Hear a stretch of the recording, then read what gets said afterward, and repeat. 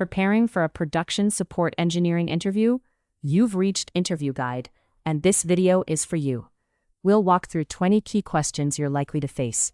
For each question, you'll see a sample answer followed by the key points to cover. Subscribe, like, and share, and drop a topic request in the comments. Question 1.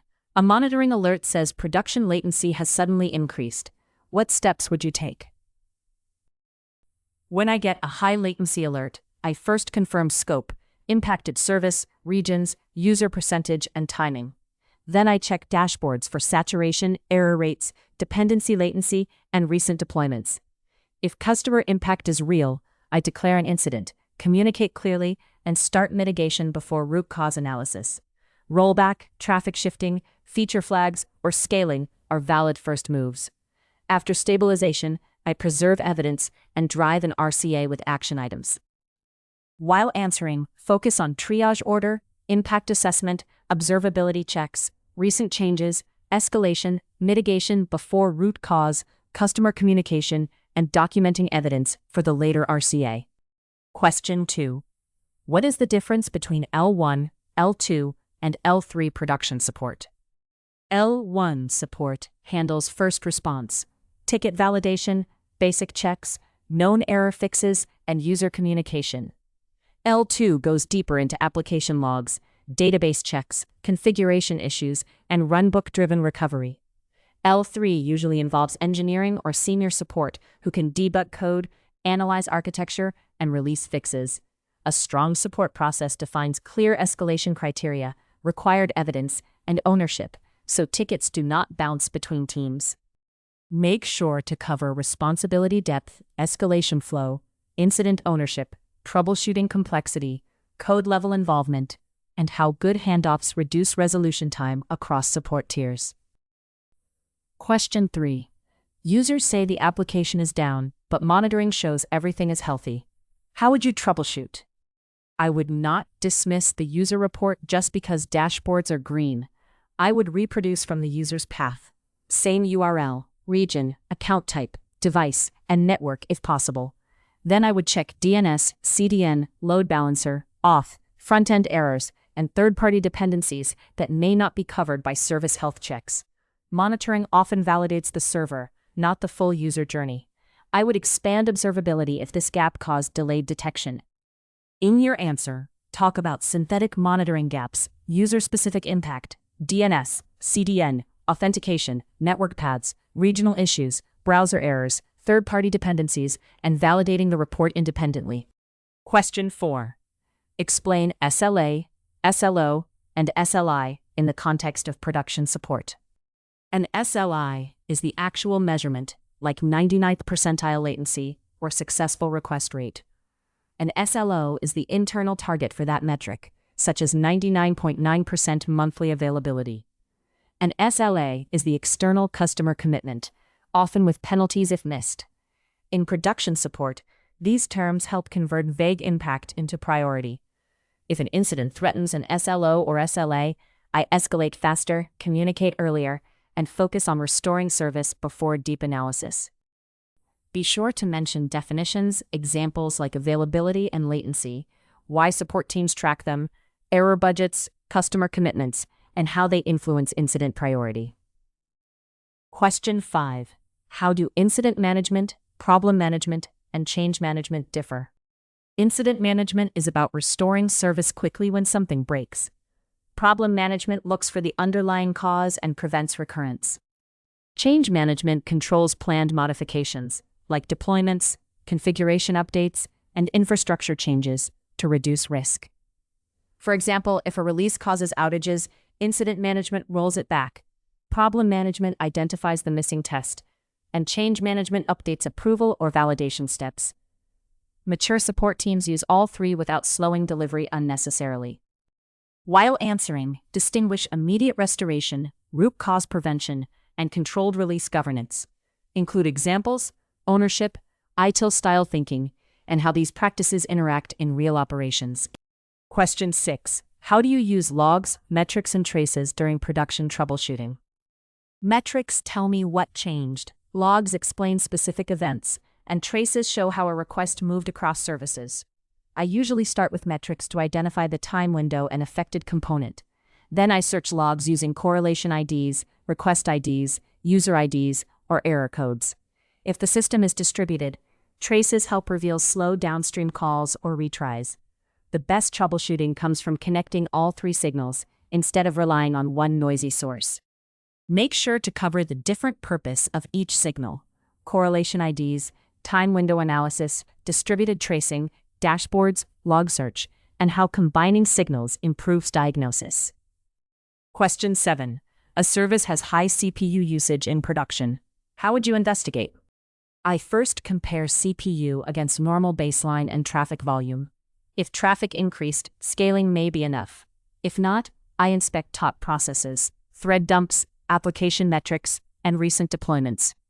High CPU can come from tight loops, excessive retries, inefficient serialization, regex issues, or database calls causing busy waiting. In production, I mitigate safely by scaling, throttling, disabling a feature flag, or rolling back. Then I capture profiles for permanent optimization. In your answer, discuss confirming baseline, checking traffic changes, process-level tools, thread dumps, recent deployments, inefficient queries, loops, garbage collection, auto-scaling, and safe mitigation options.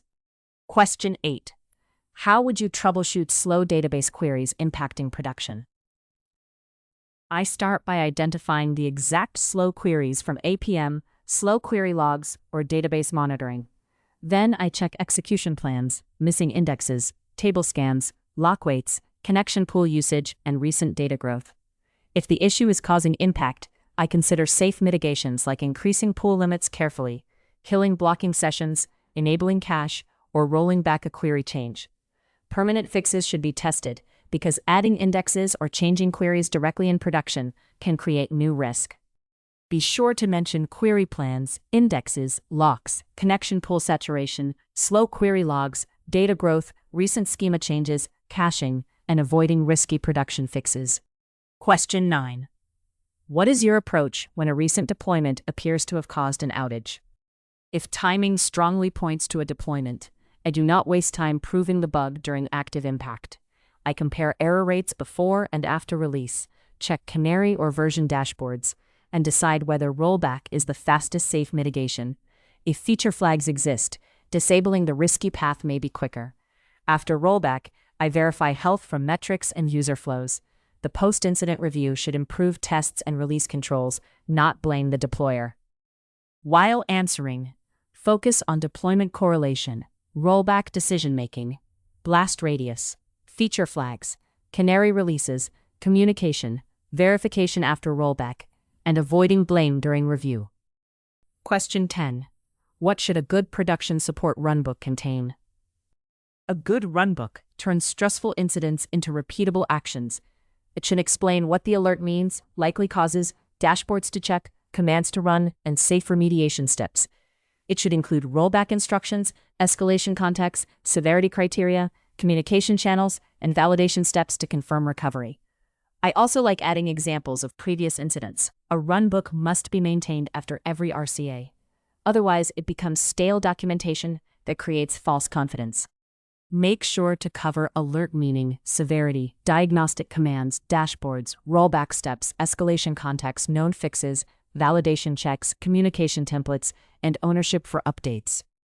Question 11. How do you prioritize multiple production tickets arriving at the same time? I prioritize by impact and urgency, not by who shouts loudest. Issues involving complete outage, data loss, security exposure, payment failure, or SLA breach go first. Then I consider number of users affected, revenue impact, availability of workaround, and deadlines. I communicate the queue clearly so stakeholders know what is being handled and why. If several high-severity issues arrive together, I escalate for swarm support instead of pretending one person can handle everything. Question 12. Which Linux commands are most useful for production support, and how do you use them? For Linux support, I regularly use top or htop for resource usage, ps for processes, df and du for disk, free for memory, journal CTL or tail for logs, system CTL for services, and netstat or ss for ports. I also use grep, awk, and sed to filter logs quickly. The key is safety. Read-only investigation first. Avoid deleting files blindly, and understand the command impact before running it on production hosts. Be sure to mention process, disk, memory, network, logs, permissions, and service status commands. Explain safe usage and why destructive commands need extra caution. Question 13. How would you safely query production data while investigating an issue? I treat production data access as sensitive and potentially risky. I prefer read-only credentials, audited sessions, and querying replicas when possible. Every query should be scoped with filters, limits, and indexed columns to avoid heavy scans or locks. I never export sensitive data casually. PII should be masked or minimized. If a fix requires update or delete statements, I prepare a reviewed script, backup plan, rollback query, and approval before execution. While answering, focus on read-only access, least privilege, limiting result sets, avoiding locks, masking sensitive data, audit trails, replicas, and getting approval for risky operations. Question 14. A message queue backlog is growing quickly. How would you diagnose and resolve it? A growing queue means producers are adding work faster than consumers can process it. I check producer rate, consumer count, processing latency, error rate, retry volume, and dead letter queues. Often the real bottleneck is downstream, like a slow database or external API. Short term, I may scale consumers, pause producers, increase batch size, or disable non-critical jobs. I also watch ordering and idempotency because aggressive replay can duplicate work or corrupt state. Make sure to cover producer rate, consumer lag, failed messages, retries, dead letter queues, scaling consumers, downstream bottlenecks, ordering constraints, and safe reprocessing. Question 15. How would you investigate intermittent HTTP 500 errors in production? Intermittent 500s require pattern hunting. I group errors by endpoint, version, region, customer, payload type, and dependency. Then I use correlation IDs to connect gateway logs, application logs, and traces for failed requests. Common causes include null handling, timeouts, exhausted connection pools, flaky downstream services, or only one bad instance behind a load balancer. If impact is meaningful, I remove unhealthy instances, roll back recent changes, or add temporary retries with limits. In your answer, discuss error rate patterns, affected endpoints, logs, correlation IDs, dependency failures, deployments, retries, input-specific bugs, load balancer behavior, and graceful degradation. Question 16. What makes a strong post-incident review, or RCA? A strong RCA is blameless, evidence-based, and action-oriented. It should include a clear timeline, detection method, customer impact, what mitigated the incident, root cause, and contributing factors. I care most about corrective actions with owners and deadlines, such as better alerts, safer deployments, tests, capacity changes, or runbook updates. The review should also ask why detection or recovery took too long. Without tracked actions, an RCA is just a document. Be sure to mention timeline, customer impact, root and contributing causes, detection gaps, mitigation, corrective actions, owners, due dates, blameless culture, and follow-up tracking. Question 17. A critical nightly batch job failed. How would you handle it? First, I determine the business impact, what data is missing, which downstream processes depend on it, and the recovery deadline. Then I inspect job logs, input files, database state, and failure point. Before restarting, I verify whether the job is idempotent or partially completed, because reruns can duplicate records. If needed, I run from a checkpoint or clean failed state. After recovery, I add validation, alerting, and runbook notes for that failure mode. While answering, focus on business deadline, job dependencies, logs, partial completion, restartability, idempotency, data validation, downstream impact, stakeholder updates, and prevention measures. Question 18. What kinds of production support tasks would you automate, and what would you avoid automating? I automate repetitive, low-risk, well-understood tasks: log collection, health checks, ticket enrichment, disk cleanup with thresholds, service restarts under strict conditions, and standard reports. Good automation includes guardrails, dry runs, logging, alerts, and rollback behavior. I avoid automating actions that can delete data, change permissions, or restart critical systems without approval, unless the failure mode is proven. Bad automation can turn a small issue into a large outage very quickly. Make sure to cover repetitive diagnostics, self-healing, ticket enrichment, log collection, safe guardrails, approval workflows, risk of bad automation, and measuring automation success. Question 19. How do you handle security and privacy while working on production incidents? Urgency does not remove security responsibility. I use least privilege access, approved tools, audited sessions, and secure channels for incident communication. I never paste secrets, tokens, or customer PII into public chats or tickets. If logs contain sensitive data, I mask it before sharing. Security impacting incidents need proper classification and escalation to the security team. The best support engineers solve the issue while preserving compliance, customer trust, and forensic evidence. In your answer, talk about least privilege, audited access, secrets handling, PII masking, secure communication, incident classification, compliance, and avoiding shortcuts during urgent troubleshooting. Question 20. How do you communicate during a major production incident? During a major incident, communication should reduce confusion, not add noise. I share what is known: affected service, customer impact, start time, current mitigation, owner, and next update time. I avoid speculation and clearly label unknowns. Technical channels can contain detailed debugging, but stakeholder updates should be concise and business-focused. Even if there is no progress, I still send scheduled updates.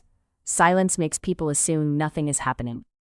Be sure to mention concise status updates, audience-specific language, timelines, known impact, mitigation progress, next update time, avoiding speculation, and separating technical investigation from stakeholder communication. If you are still with us, congratulations, you are much ahead of the rest and serious about preparing for your interview. We hope we were able to add value to your preparation and create some helpful content. Do not forget to like and share this video. Your small act can do great things for us.